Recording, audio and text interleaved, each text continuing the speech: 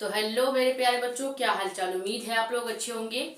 आज के इस वीडियो लेक्चर में हम बात करने वाले हैं केमिस्ट्री चैप्टर नंबर 8 यानी कि एल्डिहाइड, कीटोन और कार्बोक्सिलिक अम्ल जो आपका चैप्टर चल रहा था। इस चैप्टर के कुल 7 नेम रिएक्शन इस वीडियो लेक्चर में देखेंगे। नेम रिएक्शन आपको पता ही है कि टिप्पणी दीजिए करके पूछा जाता है। जैसे कि 5 नेम रिएक्शन दे दिया जाएगा। मान लीजिए क्लीमेंसन अपक्रिया, एल्डोल संघनन अपक्रिया और वुड्स फीडिंग अपक्रिया, ऐसे करके 5 नेम रिएक्शंस दिए जाएंगे। एक नेम रिएक्शन अगर आपने पूरा डिटेल में लिखा तो वहां पे आपको एक नेम रिएक्शन का 1 नंबर मिलेगा। ठीक है, तो कल के वीडियो लेक्चर में हमने देखा था कि एल्डिहाइड बनाने की विधि यानी कि निर्माण की विधियां और एल्डिहाइड का जो आपका केमिकल प्रॉपर्टी है वो, ठीक है, उसमें भी कुछ 4 नेम रिएक्शंस थे, जिसमें से रोजनमुंड अपक्रिया, गाटरमैन कोच अपक्रिया और टॉलिन और फेलिंग अपक्रिया। आज जिसमें से हम गाटरमैन और रोजनमुंड वाला अपक्रिया फिर से देखेंगे, लेकिन टॉलिन और फेलिंग अपक्रिया नहीं देखेंगे क्योंकि वो जो नेम रिएक्शन है वो आप वहीं से जाके देख लीजिएगा। तो अगर आपको टॉलिन अपक्रिया और फेलिंग अपक्रिया देखनी है तो आपको कल वाला लेक्चर जो कि एल्डिहाइड के निर्माण की विधि थी वो देखना होगा।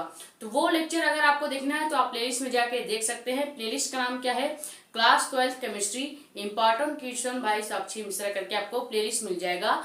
वहां से जाके आप चैप्टर नंबर 8 का पहला वीडियो लेक्चर देख सकते हैं। ठीक है, आज के इस वीडियो लेक्चर में हम 7 नेम रिएक्शन देखेंगे और ये जो 7 नेम रिएक्शन है इसमें से कुछ नेम रिएक्शन ऐसे हैं जो हर साल पूछे जाते हैं, जैसे कि आपका एल्डोल संघनन रिएक्शन और क्लीमेंसन अपचयन रिएक्शन।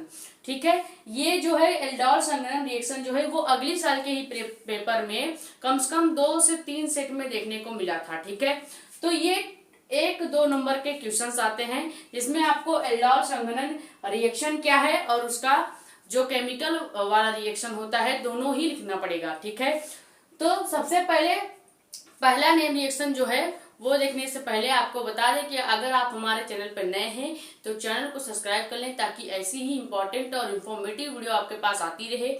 ज्यादा वीडियो को कर देंगे शेयर ताकि और भी लोग जुड़ जाएं। अपने कमेंट या डाउट आप यहाँ पे या हमारा टेलीग्राम चैनल भी है जानकारी नीट की, वहां पे पूछ सकते हैं। अगर आपको टेलीग्राम चैनल नहीं मिल रहा है तो आप यूट्यूब के कम्युनिटी पोस्ट में जाएं, वहां पे ही आपको यूट्यूब में जो कम्युनिटी पोस्ट है वहां पे हमने टेलीग्राम चैनल का लिंक और फोटो ऐड कर दिया है, वहां से आप जाके टेलीग्राम चैनल को ज्वाइन कर सकते हैं। ठीक है, तो पहला नेम रिएक्शन आपका क्या है? क्लीमेंसन अपचयन अपक्रिया।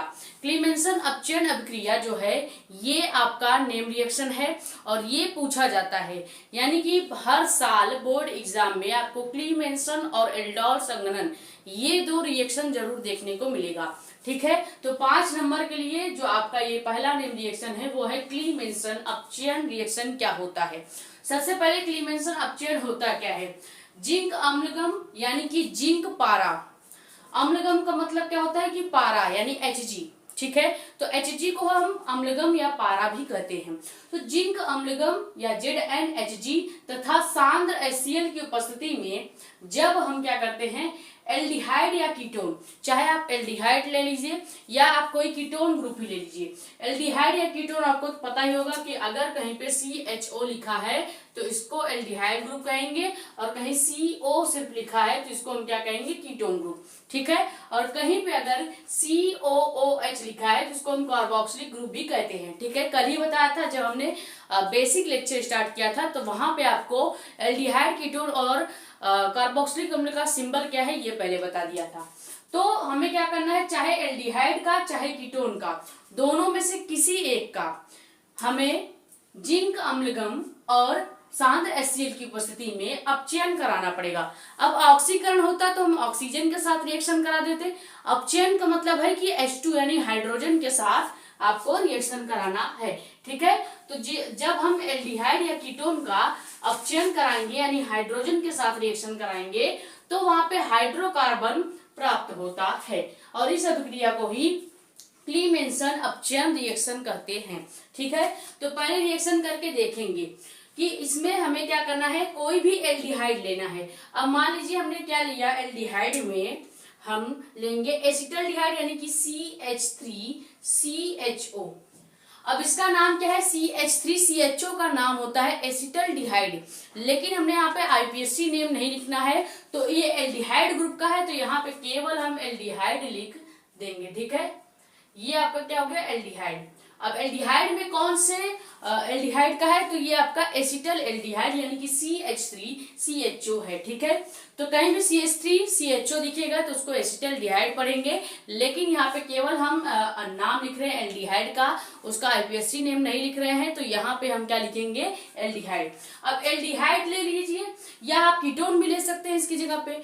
देखो, एल्डिहाइड या कीटोन किसी एक का आपको अपचयन कराना है, तो यहाँ पे हमने एल्डिहाइड लिया है। अब इस एल्डिहाइड का हम क्या करेंगे, अपचयन करेंगे, यानी कि हाइड्रोजन के साथ इसका क्या करेंगे, रिएक्शन करेंगे। किसकी प्रेजेंस में, तो यहाँ पे हमें दो चीजों को प्रेजेंस में रखना है। पहला आपका सांद्र HCl और दूसरा जिंक अम्लगम यानी कि ZnHg। तो ZnHg यानी कि जिंक अम्लगम और सांद्र HCl के प्रेजेंस में, सांद्र HCl की उपस्थिति में जब हम ये रिएक्शन कराएंगे तो हमें क्या मिलना चाहिए, हाइड्रोकार्बन। ठीक है, हमें हाइड्रोकार्बन मिलना चाहिए। तो हम एल्डिहाइड यानी कि एसिटल्डिहाइड CH3CHO का जब अपचयन करेंगे, हाइड्रोजन के साथ रिएक्शन कराएंगे with presence of zinc Hg यानी कि जिंक अमलगम और सांद्र HCl की उपस्थिति में, तो यहाँ पे क्या बनेगा आपका CH3, यहां से एक CH3 आ जाएगा, इधर CH3 हो गया। अभी यहाँ पे एक C और H और O है, इधर H2 है, तो यहाँ से एक C और H लेंगे, इधर का H2 भी जो है वो इस CH के साथ जोड़ देंगे, तो क्या हो जाएगा CH3 फिर CH3। तो यहाँ पे देखा जाए तो इनडायरेक्टली आपका C2H6 बन रहा है जो कि एथेन होता है, तो इसको हम CH3 और CH3 को क्या लिख सकते हैं, C2H6 भी लिख सकते हैं। क्यों, क्योंकि यहाँ पे H3 और H3 यानी कि 6H है और 2 C है, तो C2H6 लिख सकते हैं और उसका नाम क्या हो जाएगा, एथेन। ठीक है, C2H6 का नाम होता है एथेन। और हमें क्या होना था, हाइड्रोकार्बन बनाना था। एथेन जो है वो आपका हाइड्रोकार्बन ही होता है। ठीक है, तो ये यहाँ से रिएक्शन हो जाएगा और लास्ट में आपका क्या बच जाएगा, यहाँ पे एक O बच रहा है खाली, यहाँ पे एक O बच रहा है और हम रिएक्शन किसके साथ कर रहे हैं, HCl और जिंक Hg के साथ, तो लास्ट में आपका क्या हो जाएगा, H2O हो जाएगा। लेकिन ये रिएक्शन अभी बैलेंस नहीं है, क्यों, क्योंकि यहाँ पे देखेंगे हाइड्रोजन 6 और एक 7 है और इधर हाइड्रोजन कितना है, 3 4 और 2 6 है, तो यहाँ पे अगर हमने H2 के आगे 2 से गुणा कर दिया तो ये आपका रिएक्शन जो है वो बैलेंस हो जाएगा। ठीक है, तो ये आपका कंप्लीट रिएक्शन है क्लीमेंसन अपचयन का, जिसमें हमें क्या करना था कि एल्डिहाइड का अपचयन कराना था, यानी कि हाइड्रोजन के साथ जब रिएक्शन कराएंगे जिंक Hg और सांद्र HCl की उपस्थिति में, तो वहां पे क्या बनेगा, इधर से CH3 और इधर का H2O था ही, यहाँ पे पहले से CHO है, CHO यानी एल्डिहाइड ग्रुप है, तो यहाँ से CH और H2 जब जोड़ देंगे तो फिर से CH3 हो जाएगा। अब जब 2 CH3 होगा तो उसको हम C2H6 भी लिख सकते हैं, यानी एथेन लिख सकते हैं, तो यहाँ पे एथेन लिख देंगे और लास्ट में आपका वाटर जो है वो मॉलिक्यूल जो है बाहर निकल जाएगा। ठीक है, तो ये आपका क्लीमेंसन अपचयन रिएक्शन जो पहला नेम रिएक्शन था वो कंप्लीट हुआ। सेकेंड आपका क्या है, एल्डोल संघनन रिएक्शन। एल्डोल संघनन भी कई सेट में पूछे जाते हैं। ठीक है, नेम रिएक्शन में ये बड़ा फेमस रिएक्शन है कि एल्डोल संघनन क्या होता है। ठीक है, या कभी कभी डायरेक्ट क्वेश्चन भी आ जाता है, एल्डोल संघनन की अभिक्रिया लिखिए। ठीक है, तो वहां पे भी आपको ये करना पड़ेगा। तो 5 नंबर के लिए ये क्वेश्चन भी इंपॉर्टेंट है, जो कि क्या है कि आपका एल्डोल संघनन अभिक्रिया क्या होती है। ऐसे एल्डिहाइड या कीटोन जिसमें अल्फा हाइड्रोजन परमाणु उपस्थित हो, ऐसे एल्डिहाइड आप ले लीजिए, चाहे आप कीटोन भी ले सकते हैं, जिनमें क्या होते हैं, अल्फा हाइड्रोजन परमाणु। अल्फा हाइड्रोजन परमाणु उपस्थित होते हैं जब तनु अम्ल या क्षार की उपस्थिति हो, तब अम्ल या क्षार की उपस्थिति में ये जो एल्डिहाइड या कीटोन होंगे संघनित होकर क्या करते हैं, एल्डोल बना लेते हैं, और यही जो एल्डोल बनने की प्रक्रिया है यही आपका क्या कहलाएगा, एल्डोल संघनन। क्योंकि ये जो एल्डिहाइड और कीटोन है किसी भी आपके तनु अम्ल या क्षार की उपस्थिति में क्या हो रहा है, संघनित हो जा रहे हैं, जिस वजह से ये क्या जो रिएक्शन हो रहा है, यही रिएक्शन आपका एल्डोल संघनन या यह अभिक्रिया एल्डोल संघनन अभिक्रिया कहलाती है। ठीक है, तो यहाँ पे हम क्या करेंगे कि एल्डिहाइड लेंगे। आप कीटोन भी ले सकते हैं, लेकिन हम एल्डिहाइड लेंगे और एल्डिहाइड के 2 अणु लेंगे। फिर एल्डिहाइड के 2 अणु का जब हम रिएक्शन कराएंगे तो हमें एल्डोल मिलना चाहिए। ठीक है, तो मान लीजिए हमने फिर से आपका क्या ले लिया, एसिटल्डिहाइड यानी कि CH3CHO ले लिया। अब CH3CHO आपका एसिटल्डिहाइड होता है, तो यहाँ पे केवल हम एल्डिहाइड लिखेंगे, क्योंकि हमें एल्डिहाइड से मतलब है, इसमें उसके नेमिंग IPSC नेम से मतलब नहीं है। ठीक है, तो हम 2 यहाँ पे क्या लेंगे, एल्डिहाइड ग्रुप, यानी कि 2 बार हम एसिटल्डिहाइड लेंगे CH3CHO। ठीक है, अब इसका जब हम रिएक्शन कराएंगे किसके उपस्थिति में, चाहे आप तनु अम्ल लीजिए या क्षार की उपस्थिति में, तो यहाँ पे मान लीजिए हमने क्षार ले लिया। ठीक है, यहाँ पे आप तनु अम्ल भी लिख सकते हैं। देखिए हमें क्या करना है, जब तनु अम्ल या क्षार की उपस्थिति होगी तो तनु अम्ल लीजिए या क्षार लीजिए, आप कुछ यहाँ पे कुछ भी लिख सकते हैं। ठीक है, तो एल्डिहाइड के 2 अणु का हम क्षार की उपस्थिति में जब रिएक्शन कराएंगे तो एल्डोल हमें मिलना चाहिए। एल्डोल का मतलब क्या है कि यहाँ से आपका CH3 ग्रुप तो आएगा ही, और यहाँ तक पूरा लेंगे, यानी कि CH3CH तक हम पूरा लेंगे यहाँ से CH3CH। ठीक है, यहाँ पे आ गया CH3CH, यहाँ से एक O बचा है और अभी इधर का पूरा CH3CHO बचा हुआ है। तो यहाँ पे हम क्या करेंगे, ये जो O है उसको ब्रैकेट में लिखेंगे और इधर से एक CHO का H लेंगे, और लास्ट में जब यहाँ से एक H ले लेंगे तो CH3 है तो CH2 बच जाएगा और CH अभी बचा हुआ है। ठीक है, तो लास्ट में क्या हो जाएगा, CH2 और CHO। ठीक है, कैसे हुआ फिर से देखिए, यहाँ पे CH3CHO था यानी कि एसिटल्डिहाइड था। अब ये एसिटल्डिहाइड, इधर भी आपका एसिटल्डिहाइड, यहाँ से हमने CH3CHO तक पूरा लिया है, CH3CHO तक पूरा लिया है। अब इस वाले में से आपका CH3CHO फिर से है, तो यहाँ से जब CH3 में से एक H ले लेंगे तो CH2 बच जाएगा, जैसे यहाँ पे बचा है CH2, और यहाँ पे जो H, एक यहाँ से हम जो H लेंगे वो इस O के साथ जोड़ देंगे, इस वाले O के साथ एक H हमने जोड़ देना है। तो मान लीजिए ये जो CH3 वाला था, यहाँ से हमने एक H लिया और इस H को हमने इस O के साथ जोड़ दिया, तो यहाँ पे सिर्फ क्या बच जाएगा, सिर्फ CH2CHO बच जाएगा। तो CH2CHO हमने लास्ट में लिख दिया। तो ये जो पूरा कंपाउंड आपका बना है CH3CH, फिर ब्रैकेट में OH, फिर CH2CH3, इसी को हम क्या पढ़ते हैं, एल्डोल पढ़ते हैं। ठीक है, इसी को हम एल्डोल पढ़ेंगे। तो ये आपका एल्डोल संघनन रिएक्शन है, जिसमें क्या होता है कि एल्डिहाइड के 2 ग्रुप चाहे क्षार के साथ या तनु अम्ल के साथ रिएक्शन करके क्या बनाते हैं, एल्डोल बना लेते हैं। ठीक है, तो ये 2 नेम रिएक्शन इंपॉर्टेंट है। पहला आपका क्लीमेंसन अभिक्रिया, दूसरा आपका एल्डोल संघनन रिएक्शन या अभिक्रिया। ठीक है, तो ये स्क्रीनशॉट कर लीजिए, फिर हम देखेंगे आगे के नेम रिएक्शंस।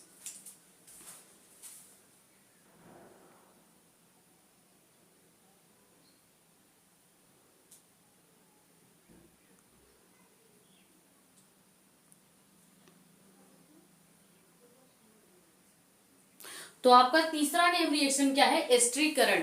एस्टरीकरण अभिक्रिया क्या होती है, एस्टरीकरण रिएक्शन भी बहुत पूछा जाता है, और उसके बाद जो आपका सीमित अभिक्रिया है ये भी बहुत ज्यादा इंपॉर्टेंट है।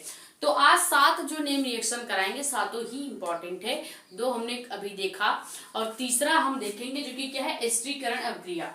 एस्टरीकरण क्या होता है, यानी कि सांद्र सल्फ्यूरिक अम्ल। अब सांद्र सल्फ्यूरिक अम्ल का मतलब क्या है, H2SO4। ठीक है, H2SO4, इसी को हम क्या पढ़ते हैं, सांद्र सल्फ्यूरिक अम्ल। ये तो आपको पता ही होगा भाई। तो सांद्र सल्फ्यूरिक अम्ल या शुद्ध HCl, ठीक है, सांद्र सल्फ्यूरिक अम्ल यानी कि आपका H2SO4 या शुष्क HCl की उपस्थिति में जब कोई भी कार्बोक्सिलिक अम्ल, कार्बोक्सिलिक अम्ल का मतलब COOH ग्रुप, ठीक है, कार्बोक्सिलिक अम्ल को अल्कोहल के साथ अब किस एल्कोहल के साथ गर्म करना है ये नहीं बताया गया है, बस एल्कोहल के साथ गर्म करना है। तो क्या बनता है, एथिल एसीटेट, या इसी को हम एस्टर कहते हैं। ठीक है, जब हम कार्बोक्सिलिक अम्ल को एल्कोहल के साथ गर्म करेंगे, ठीक है, मान लीजिए हमने क्या लिया आपका कार्बोक्सिलिक अम्ल यानी कि C2H5COOH, या आप CH3COOH भी ले सकते हैं। ठीक है, ये आपका कार्बोक्सिलिक अम्ल ही है, क्योंकि इसमें लास्ट में देखिए COOH ग्रुप आ रहा है, यानी ये आपका क्या है, कार्बोक्सिलिक अम्ल। अब यहाँ पे हम IPSC नेम नहीं लिख रहे हैं, तो केवल कार्बोक्सिलिक अम्ल ही यहाँ पे लिखेंगे। ठीक है, क्योंकि CH3COOH जो है ये आपका इसका IPSC नेम अलग है, लेकिन हम यहाँ पे केवल कार्बोक्सिलिक अम्ल लिखेंगे, क्योंकि कार्बोक्सिलिक अम्ल को हमें एल्कोहल के साथ गर्म करना है। तो अगर हम कार्बोक्सिलिक अम्ल को एल्कोहल यानी कि आपका एथिल एल्कोहल C2H5OH के साथ, इसका पूरा नाम क्या हो जाएगा, C2H5OH का पूरा नाम है एथिल एल्कोहल, लेकिन यहाँ पे केवल एल्कोहल लिखेंगे। ठीक है, एल्कोहल। अब हम अगर इन दोनों को क्या करें, गरम करेंगे, किसकी उपस्थिति में, तो सांद्र सल्फ्यूरिक अम्ल, सांद्र सल्फ्यूरिक अम्ल यानी H2SO4 और शुष्क HCl, शुष्क HCl के उपस्थिति में हम इसे क्या करेंगे, हीट करेंगे या गर्म करेंगे। अब डेल्टा बनाने का मतलब है, यानी कि जब त्रिभुज बनाते हैं तो उसको हम डेल्टा पढ़ेंगे, या उसे हम गर्म करने का प्रतीक भी मानते हैं। ठीक है, तो हमें क्या करना है कि सांद्र सल्फ्यूरिक अम्ल या शुष्क HCl की उपस्थिति में कार्बोक्सिलिक अम्ल को एल्कोहल के साथ रिएक्शन करानी है। तो अब हम जब इसको रिएक्शन करेंगे तो हमें क्या मिलना चाहिए, एथिल एसीटेट यानी एस्टर प्राप्त होगा, और ये अभिक्रिया ही एस्टीकरण कही जाएगी। तो हमें एथिल एसीटेट कैसे प्राप्त होगा, यहां से आपका CH3COOH है, तो यहां से CH3COO तक पूरा हम लेंगे। ठीक है, यानी CH3COO यहां से ले लेंगे, CH3COO, और इधर का हम एथिल ग्रुप ले लेंगे। एथिल ग्रुप क्या है, C2H5, तो यहाँ पे C2H5। ठीक है, ये जो पूरा बनेगा इसी को हम एथिल एसीटेट पढ़ेंगे। क्यों, क्योंकि पीछे आपका एथिल ग्रुप है, और जो आपका CH3COO होता है इसे हम एसीटेट पढ़ते हैं। ठीक है, तो पूरा नाम इसका क्या हो जाएगा, एथिल एसीटेट। ठीक है, इसका पूरा जो नाम होगा वो एथिल एसीटेट हो जाएगा, एसीटेट। लेकिन अभी भी आपका लास्ट में OH बचा है और इधर का H बचा है, यानी कि लास्ट में आपका H2O, जलराम तो बच ही गए हैं, तो लास्ट में आपका H2O हम यहाँ पे ऐड कर देंगे। ठीक है, कैसे, क्योंकि यहां से हमने CH3COO तक लिया था पहले वाले कार्बोक्सिलिक अम्ल से, यहाँ का H हमने नहीं लिया है, यानी H यहाँ पे बचा हुआ है, और दूसरे वाले एल्कोहल ग्रुप जो आपका एथिल एल्कोहल ग्रुप है, यहाँ से हमने एथिल ग्रुप यानी कि आपका ये C2H5 पूरा ले लिया है, यानी यहाँ का हमने OH नहीं छुआ है और इधर का हमने H को नहीं छुआ है, यानी कि पूरा का पूरा आपका H2O जो बचेगा वो पीछे हम लिख देंगे, यानी H और OH इधर का बच गया, तो पूरा क्या हो जाएगा, H2O। ठीक है, ये आपका रिएक्शन जो है ये ही आपका एस्टरीकरण रिएक्शन कहा जाएगा। ठीक है, जिसमें क्या करना था कि कार्बोक्सिलिक अम्ल को एल्कोहल के साथ रिएक्शन करवाना था विद प्रेजेंस ऑफ सांद्र सल्फ्यूरिक अम्ल और शुष्क HCl। ठीक है, बनना क्या है आपका, एथिल एसीटेट यानी कि एस्टर। अब इसी को एथिल एसीटेट कहिए, चाहे आप इसको एस्टर कह लीजिए, चाहे आप इसको एस्टर कह लीजिए। ठीक है, यही आपका एस्टरीकरण होता है। चौथा आपका रिएक्शन क्या है, रिएक्शन सीमिट अभिक्रिया। सीमिट अभिक्रिया क्या होती है कि हमें फिर से सांद्र सल्फ्यूरिक अम्ल की उपस्थिति में कार्बोक्सिलिक अम्ल को हाइड्रोजोइक अम्ल, अब हाइड्रोजोइक पहले अम्ल क्या होता है ये समझते हैं। देखिए कहीं भी NH3 लिखा है तो इसको हम एमीन पढ़ते हैं। ठीक है, एमीन पढ़ेंगे। ठीक है, अब एक जादू की बात यह है कि अगर यही जो 3 है इसको हम H के आगे लिख दें तो इसको हम हाइड्रोजोइक अम्ल पढ़ेंगे। जी बिल्कुल सही सुना आपने, अगर NH3 है तो एमीन, और अगर N3H है, देखो बस एक चीज का अंतर है, NH3 तो एमीन और N3H तो हाइड्रोजोइक अम्ल। ठीक है, N3H जहां होगा इसको हम हाइड्रोजोइक अम्ल पढ़ेंगे। ठीक है, हाइड्रोजोइक अम्ल। समझ में आया? बस इतना सा ही अंतर है, पहले हाइड्रोजोइक अम्ल समझाना जरूरी था तो इसलिए पहले हाइड्रोजोइक अम्ल समझा दिया। ठीक है, तो शांत सल्फ्यूरिक अम्ल की उपस्थिति में कार्बोक्सिलिक अम्ल को हाइड्रोजोइक अम्ल यानी N3H के साथ जब हम रिएक्शन कराएंगे तो जब हम इसको गर्म करेंगे तो हमें क्या मिलना चाहिए? प्राथमिक एमीन बनता है और इस अभिक्रिया को ही सीमित अभिक्रिया कहते हैं। तो ये रिएक्शन पहले करके देख लेते हैं। हमें क्या करना है कि शांत सल्फ्यूरिक अम्ल की उपस्थिति में क्या करना है कि कार्बोक्सिलिक अम्ल का, अब कार्बोक्सिलिक अम्ल मान लीजिए हमने C2H5COOH ले लिया, इसे हम क्या पढ़ेंगे? Ethyl acetate. एथिल एसीटेट ही पढ़ेंगे। क्यों? क्योंकि देखिए आपका एथिल कार्बोक्सिलिक अम्ल होगा। हाँ, क्योंकि C2H5 आपका एथिल होता है और COOH जो है ये कार्बोक्सिलिक अम्ल का है, कार्बोक्सिलिक अम्ल के ग्रुप का है। तो इसका हमें आईपीएससी नेम नहीं लिखना है, तो केवल हम यहाँ पे क्या लिख देंगे? कार्बोक्सिलिक अम्ल आपका दिख रहा है बस। तो ये आपका क्या है? कार्बोक्सिलिक अम्ल। अब हमें क्या करना है कि इस कार्बोक्सिलिक अम्ल को हाइड्रोजोइक अम्ल, हाइड्रोजोइक अम्ल अभी अभी बताया है कि अगर आपने N3H लिख दिया है तो इसको हम हाइड्रोजोइक अम्ल पढ़ेंगे। क्या पढ़ेंगे? हाइड्रोजोइक अम्ल। ठीक है, ये आपने क्या लिख दिया? हाइड्रोजोइक अम्ल। और अगर इसी को हम NH3 लिख देंगे तो एमीन पढ़ा जाएगा। ठीक है, अब हमें इसको क्या करना है कि इसके प्रेजेंस में शांत सल्फ्यूरिक अम्ल यानी कि शांत सल्फ्यूरिक अम्ल यानी H2SO4 के प्रेजेंस में हमें इसको क्या करना है? गर्म करना है।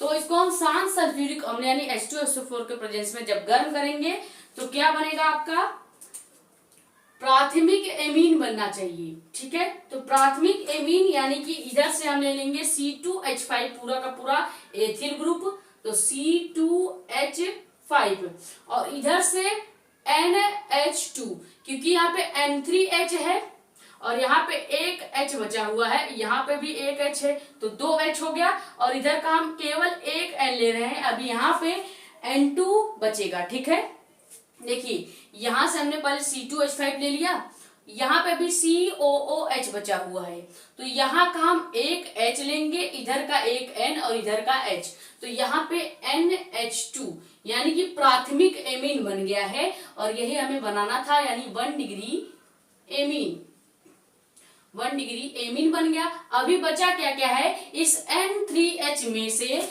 जब हम एक N और H निकाल लेंगे तो N2 बच जाएगा और इधर का COO बचा हुआ है तो इधर क्या हो जाएगा? आपका N2 जो है नाइट्रोजन गैस के रूप में निकल जाएगा और लास्ट में आपका जो कार्बन डाइऑक्साइड CO2 है वो भी गैस के रूप में बाहर निकल जाएगी। ठीक है, तो ये रिएक्शन आपका कंप्लीट हुआ जो कि क्या था? सीमित अभिक्रिया, जिसमें हमें कार्बोक्सिलिक अम्ल का हाइड्रोजोइक अम्ल के साथ शांत सल्फ्यूरिक अम्ल की उपस्थिति में रिएक्शन कराना था। उसमें क्या बनेगा कि आपका 1 डिग्री एमीन तो बनेगा, इधर से एथिल ग्रुप और इधर से N2 और H।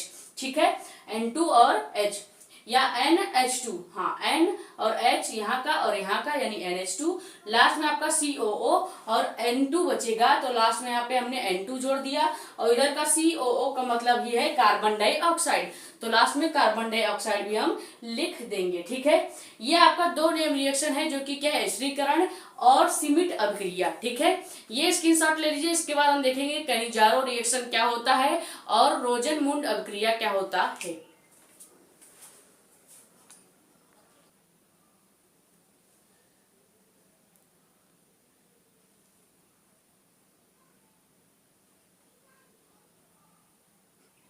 तो आपका 5वां नेम रिएक्शन क्या है? कैनिजारो अभिक्रिया क्या होती है। ठीक है, कैनिजारो अभिक्रिया वह अभिक्रिया जिसमें एल्डिहाइड, एल्डिहाइड का मतलब क्या है कि जिसमें अल्फा हाइड्रोजन परमाणु नहीं है। ठीक है, अल्फा हाइड्रोजन परमाणु अगर नहीं है तो उसे एल्डिहाइड कहा जाएगा जो कि CHO ग्रुप होता है। तो वह अभिक्रिया जिसमें एल्डिहाइड को सांद्र सोडियम हाइड्रोक्साइड यानी कि NaOH या KOH यानी पोटेशियम हाइड्रोक्साइड के साथ क्रिया करके कार्बोक्सिलिक अम्ल का लवण तथा एल्कोहल बनाते हैं। चाहे कार्बोक्सिलिक अम्ल का लवण बन जाए या कार्बोक्सिलिक अम्ल का आपका एल्कोहल बन रहा है तो उसे ही हम क्या कहेंगे, कनिजारो अभिक्रिया या रिएक्शन कहते हैं। यानी कि हमें क्या करना है कि एल्डिहाइड लेना है, चाहे आप फॉर्मल्डिहाइड ले लीजिए या आप कोई भी एल्डिहाइड लीजिए। एल्डिहाइड का क्रिया हमें किसके साथ कराना है, NaOH यानी क्षार या पोटेशियम हाइड्रोक्साइड KOH के साथ उसकी क्रिया करानी है। तो यहाँ पे पहले हम क्या ले रहे हैं, आपका HCOH। HCOH आपका क्या होता है, फॉर्मल्डिहाइड। ठीक है, इसका पूरा नाम लिख देते हैं, फॉर्मल्डिहाइड,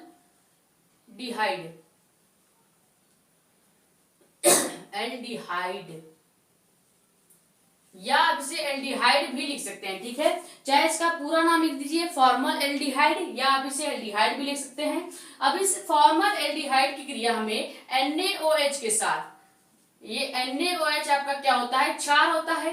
तो इस क्षार के साथ हमें फॉर्मल्डिहाइड की जब क्रिया कराएंगे तो क्या बनना चाहिए, कार्बोक्सिलिक अम्ल का लवण बन जाए या कार्बोक्सिलिक अम्ल का एल्कोहल बन जाए। तो यहाँ पे जो बनेगा वो कार्बोक्सिलिक अम्ल का लवण बनेगा। कैसे, क्योंकि यहां से हम HCO और इधर का एक O लेंगे, पूरा पहले हम HCO लेंगे, HCO ले लिया। अब यहां से H जो है वो छोड़ रहे हैं, वहीं पे यहाँ का NaOH में से O हम खाली लेंगे, यानी HCO और O। ठीक है, और यहाँ का Na जो सोडियम वाला पार्ट है वो भी हम इसी के साथ ऐड कर रहे हैं, यानी इधर का हम NaO लेंगे और इधर का HCO लेंगे। ठीक है, तो HCO और NaO जो आपका है ये क्या बन जाएगा, कार्बोक्सिलिक अम्ल का लवण। ठीक है, ये आपका क्या बनेगा, कार्बोक्सिलिक अम्ल का अम्ल या लवण बनाना था। तो यहाँ पे जो बना है वो क्या है, HCOONA यानी कि कार्बोक्सिलिक अम्ल का लवण बनेगा। और लास्ट में आपका क्या बनेगा, लास्ट में आपका CH3 और OH बन जाएगा, CH3OH। और ये आपका क्या बन गया है, एल्कोहल, क्योंकि OH ग्रुप जो होता है वो एल्कोहल ग्रुप होता है। तो कार्बोक्सिलिक अम्ल का लवण तथा एल्कोहल बनता है, तो कार्बोक्सिलिक अम्ल का लवण बना और लास्ट में आपका कार्बोक्सिलिक अम्ल का एल्कोहल भी बनना था, तो एल्कोहल भी बन गया। ठीक है, ये आपका कंप्लीट रिएक्शन है कनिजारो अभिक्रिया। ठीक है, जिसमें क्या करना है, कोई भी एल्डिहाइड लेना है जिसका रिएक्शन हमें क्षार के साथ या पोटेशियम हाइड्रोक्साइड KOH के साथ कराना है, जिससे क्या बनेगा, कार्बोक्सिलिक अम्ल का लवण और कार्बोक्सिलिक अम्ल का एल्कोहल बनेगा। ठीक है, फिर आपका छठवां नेम रिएक्शन क्या है, रोजेनमुंड अभिक्रिया। कल के वीडियो में भी हमने आपको रोजेनमुंड अभिक्रिया और गाटरमैन मान जो कोक अभिक्रिया है वो भी पढ़ाया था। तो इसके बाद भी हमें फिर से गाटरमैन मान वाला जो रिएक्शन है वो फिर से देखना पड़ेगा, क्योंकि ये रोजेनमुंड वाला अभिक्रिया और जो गाटरमैन वाला है दोनों नेम रिएक्शन है। तो आज नेम रिएक्शन के वीडियो में फिर से उसे देखना ही पड़ेगा। ठीक है, तो रोजेनमुंड अभिक्रिया क्या है, कनिजारो जो अभिक्रिया है वो बहुत पूछा जाता है, ये वाला आप एक दो बार रफ में प्रैक्टिस कर लेंगे। ठीक है, रोजेनमुंड अभिक्रिया क्या है, प्लेडियम तथा बेरियम सल्फेट की उपस्थिति में क्लोराइड का हाइड्रोजनीकरण, हाइड्रोजनीकरण बताई दिया है कि H2 के साथ रिएक्शन करने पर एल्डिहाइड प्राप्त होता है, यानी कि CHO ग्रुप प्राप्त होगा और इस अभिक्रिया को ही रोजेनमुंड अभिक्रिया कहते हैं। तो रोजेनमुंड अभिक्रिया हम यहां से देखेंगे। तो यहाँ पे हमें क्या करना है कि प्लेडियम तथा बेरियम सल्फेट की उपस्थिति में अम्ल क्लोराइड का हाइड्रोजनीकरण करना है।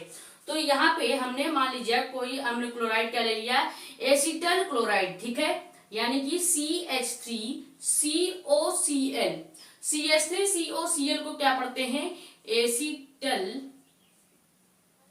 या एसिटिल क्लोराइड, एसिटिल क्लोराइड। अब जो आपका ये एसिटिल क्लोराइड है, हमें कोई अम्ल क्लोराइड लेना है। अब कौन सा अम्ल क्लोराइड लेना है ये नहीं कहा गया है, तो मान लीजिए हमने क्या ले लिया, एसिटिल क्लोराइड। अब इस एसिटिल क्लोराइड को क्या करना है, हाइड्रोजनीकरण करना है। ठीक है, इस एसिटिल क्लोराइड का जब हम हाइड्रोजनीकरण करेंगे यानी कि H2 के साथ रिएक्शन करेंगे, किसके प्रेजेंस में, तो PD और बेरियम सल्फेट यानी BaSO4, तो PD और BaSO4 SO4 यानी कि प्लेडिनियम और बेरियम सल्फेट। प्लेडिनियम और बेरियम सल्फेट देखिए यहाँ पे PD हो जाएगा और ये आपका बेरियम सल्फेट यानी BaSO4 हो गया और ये आपका PD हो गया। अब इसी की उपस्थिति में जो चीजें उपस्थिति में होती है उसको हम एरो के ऊपर लिखते हैं, ठीक है। तो इसकी उपस्थिति में जब हम क्या करेंगे, अब चयन करेंगे यानी कि हाइड्रोजन के साथ जब इसका हम रिएक्शन कराएंगे तो क्या बनेगा, आपका एल्डिहाइड बनेगा। तो अपचयन करने पर एल्डिहाइड प्राप्त होता है। तो यहाँ पे CH3CO है ही और लास्ट में H जुड़ जाएगा। तो यहाँ से CH3CO पूरा ले लेंगे, CH3CO ले लेंगे। Cl इधर का बच रहा है, इधर एक H है। तो अगर हम एक H यहाँ पे ले लें तो ये तो आपका एल्डिहाइड बन गया और इधर अभी एक H बचा है, H2 में से एक H लेंगे तो एक H बचेगा, एक H और Cl जो है लास्ट में जुड़ जाएगा तो आपका HCl भी हो जाएगा, ठीक है। और ये जो बना है ये क्या बना है, आपका एल्डिहाइड, क्योंकि हमें एल्डिहाइड ही बनाना था, ठीक है। ये आपका रोजेनमुंड अभिक्रिया है जिसमें क्या करना है कि कोई भी आप अम्ल क्लोराइड ले लीजिए। जैसे यहाँ पे हमने लिया है एसिटल क्लोराइड, ठीक है। अब इस एसिटल क्लोराइड का अपचयन करेंगे यानी हाइड्रोजन के साथ रिएक्शन करेंगे। तो जब रिएक्शन करेंगे तो प्लेडिनियम और बेरियम सल्फेट की उपस्थिति में हम इसका अपचयन करते हैं।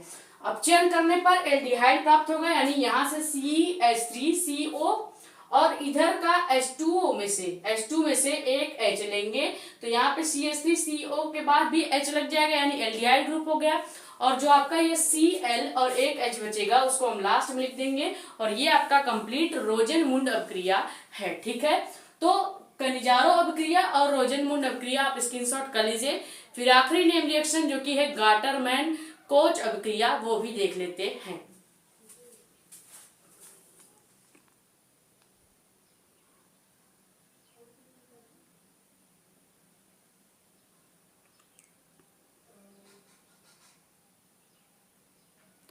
तो आखिरी नेम रिएक्शन आपका क्या है, गाटरमान कोच अभिक्रिया, ठीक है। इसमें क्या होता है कि निर्जल एल्यूमिनियम क्लोराइड यानी AlCl3, निर्जल एल्यूमिनियम क्लोराइड यानी AlCl3 या क्यूप्रिक क्लोराइड CuCl की उपस्थिति में बेंजीन की क्रिया, ठीक है। बेंजीन आपको पता ही है कैसा होता है। बेंजीन की क्रिया कार्बन मोनोऑक्साइड यानी कि CO तथा हाइड्रोजन क्लोराइड यानी HCl के साथ कराने पर क्या बनता है, बेंजल्डिहाइड यानी बेंजीन के ऊपर CHO का पाया जाना ही बेंजल्डिहाइड होता है।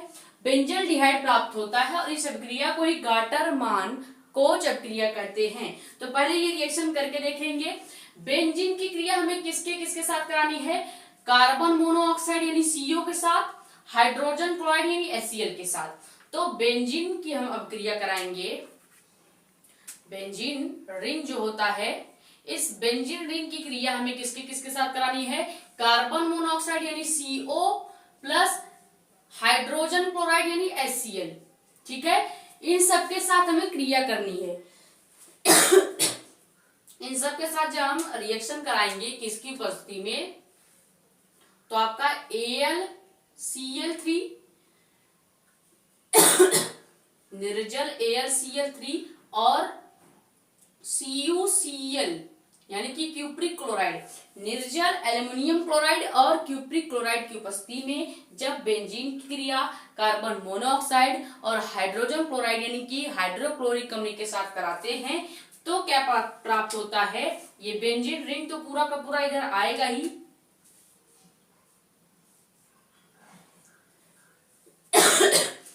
लेकिन इस बेंजीन रिंग पे CO और H लग जाएगा यानी कि आपका एल्डिहाइड लग जाएगा।